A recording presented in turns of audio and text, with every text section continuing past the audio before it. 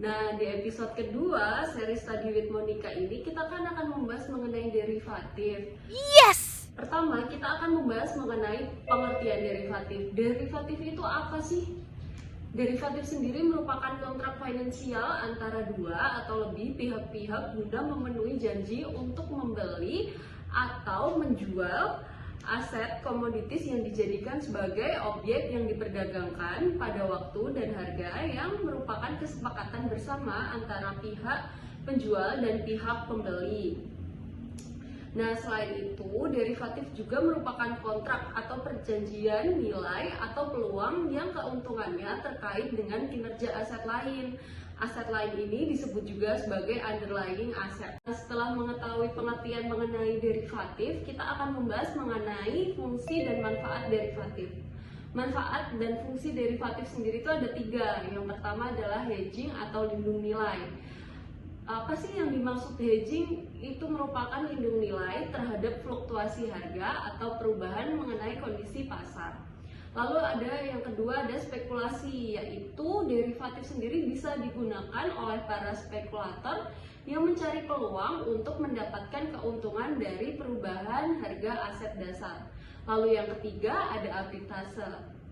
Arbitrase sendiri merupakan praktik dengan memanfaatkan perbedaan harga antara aset yang serupa di pasar yang berbeda. Derivatif sendiri sering digunakan dalam strategi arbitrase untuk mengambil keuntungan dari ketidakseimbangan harga pasar atau instrumen yang terkait. Nah, kita kan udah membahas mengenai pengertian dan juga manfaatnya. Nggak mungkin dong nggak ada resiko-resikonya. Sekarang kita akan lanjut membahas mengenai resiko-resiko dari derivatif. Nah, derivatif sendiri ini kan juga merupakan salah satu investasi ya. Dan setiap investasi itu pasti ada resikonya. Begitu juga dengan derivatif. Apalagi derivatif sendiri itu menggunakan spekulasi dalam menentukan kesepakatan harga di masa depan oleh kedua pihak yang melakukan transaksi. Derivatif sendiri itu memiliki tujuan untuk melindungi nilai tukar terhadap aset atau komoditas.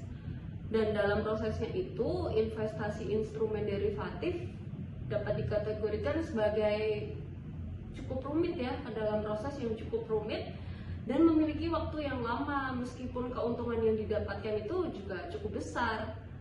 Sehingga hal ini tuh dapat meningkatkan resiko dari investasi derivatif karena waktu yang cukup lama dan proses yang cukup rumit, tetapi return yang didapatkan cukup besar.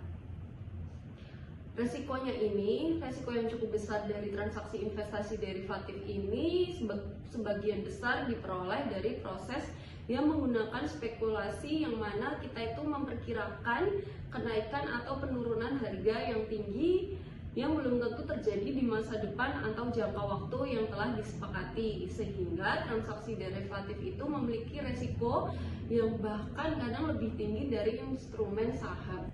Nah, udah jelas nih mengenai pengertian derivatif, manfaat derivatif, resiko derivatif juga ada.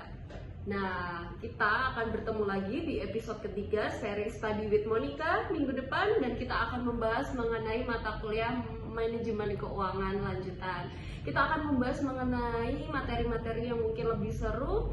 Kita akan ketemu tiap minggu, jadi tetap tungguin video-video aku tiap minggu. Bye-bye!